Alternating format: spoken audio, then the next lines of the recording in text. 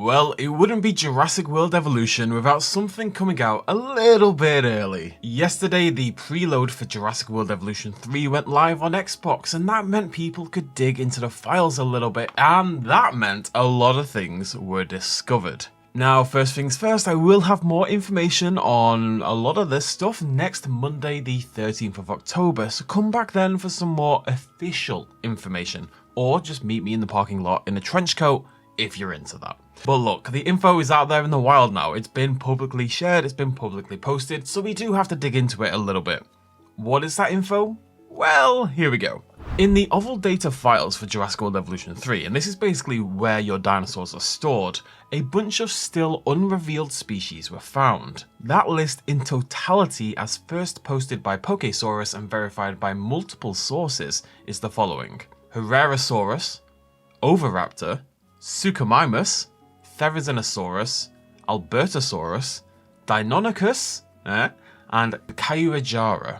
Now obviously there's a lot to address here, and the first thing is that, well, this was the roster yesterday, as of yesterday's video. There are 3 spots left, as you can see, but yet now there's 7 new species. So I can confirm that basically the roster has been expanded from 82 base game species to 86 or 90 in total if you buy the deluxe edition of the game and get those bonus 4. During the Frontier event the other day, the handful of content creator humans and beavers and sloths there all got a preview of the expanded roster. I will have footage of all of this, including one of them next Monday as mentioned, but that's what I can give you for now. The roster is bigger than expected and filled out with a few fan favourites, as we'll talk about in a second. So to clarify, these dinosaurs are part of the base game. These are not bonus DLC, they're not coming down the line. This is not a Coronasaurus situation for those of you who remember all the way back in Jurassic World Evolution 1. These are coming with the game, you'll have access to them when the game launches. What about the dinos themselves then? Well, Therizinosaurus and Oviraptor feel like obvious returnees given their movie canon status. I was a little surprised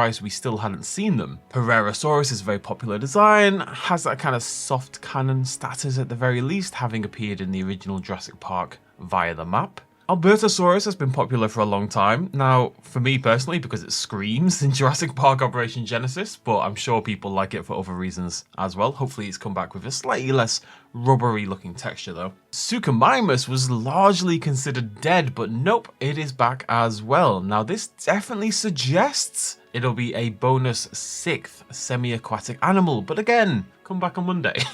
How many times will I say that before the end of the video? Before the end of everything? So that's the first 5, but there's 2 really interesting ones at the back here. Dienonychus, my bizarre beloved tadpole, is back. It's a weird inclusion, but it does come with a bit of a twist. A lot of the dinosaurs in the files have 2 or 3 folders denoting variants. For example, Carnotaurus has Camp Cretaceous, Toro, and the Jurassic World variant, the one from Fallen Kingdom. And then there's a regular Jurassic World Evolution version. Baryonyx has a regular version and a Camp Cretaceous version. Dinosaurs like Coelophysis and Compsognathus only have 1 folder because they don't have variants, so that's how the file structure functions. Dienonychus though, Dienonychus has 2.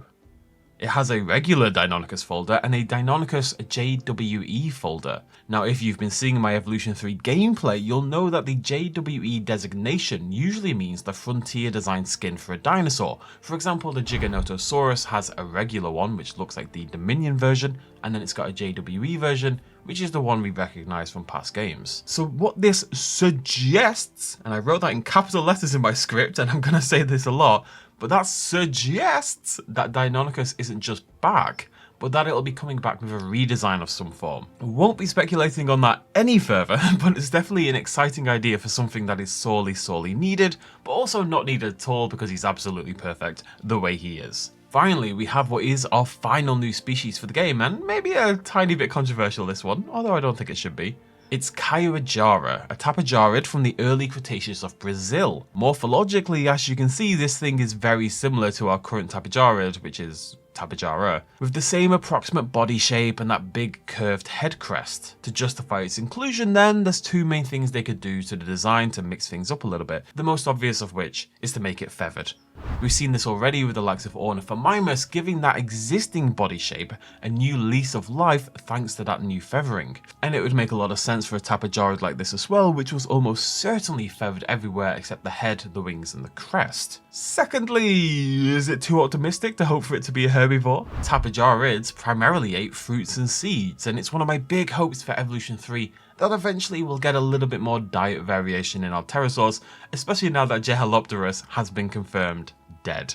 I suspect at launch it'll feed from the fish feeder like all the others instead of bringing in this brand new feeding animation, but I'm going to cross basically everything I have that there will be a post-launch diet variation update for the game. There's quite a few animals I think that would benefit. I know some people will be disappointed this isn't Platosaurus and the like, but I'd still expect those final remaining big hitters to arrive via DLC down the line. And of course you want to save something for the big DLCs as well. And of course it's also very handy for them to just make another Caiuajara to give it a new lease of life somehow, which is why I suspect feathering, but you don't have to do a new rig. The basic body shape is going to be largely the same. Bones are hard work. Just ask anybody who's got bones. So let's sum it all up. The roster has been expanded from 82 base game dinosaurs to 86, 90 in total. I will have more content on those expanded dinosaurs in the coming couple of weeks. Dienonychus looks like it could have a second skin. Caiuajara is the final new species coming to the game. This is your final confirmed launch roster then for Jurassic World Evolution 3.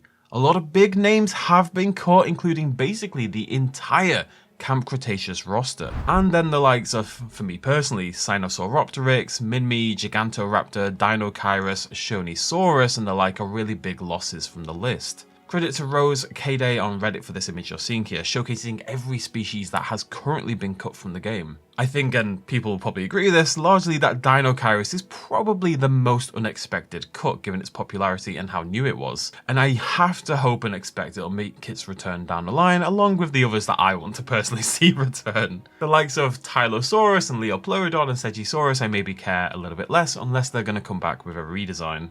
And also, as a little side note, isn't it funny that Sungaripterus didn't make it into the game at all after we were convinced it was in from the very first trailer, thanks to that daft skull image? Life, eh?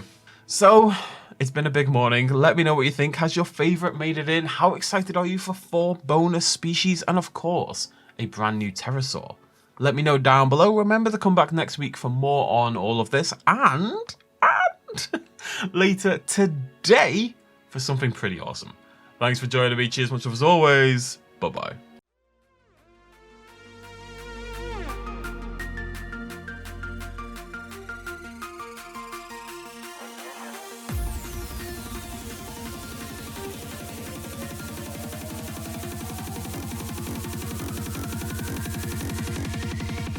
Rainbow Road.